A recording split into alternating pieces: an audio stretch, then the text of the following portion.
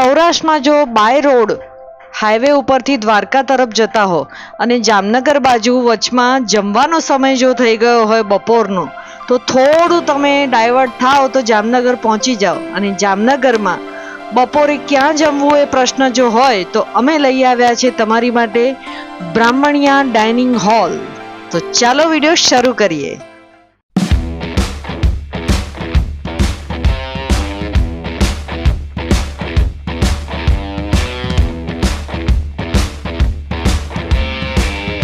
જામનગરમાં અમે બ્રાહ્મણિયા ડાઇનિંગ હોલમાં જમવા માટે આવી પહોંચ્યા છીએ. ઉપર જવા માટેનો રસ્તો પાછળથી છે અને આ માણસોની ભીડ જોઈને જેની લોકપ્રિયતાનો અંદાજો અમને આવી ગયો છે કે આવ્યા છે તો પ્રોપર જગ્યાએ. તો ચાલો અંદર આપણે આ ગુજરાતી થાળીની મજા માણીએ.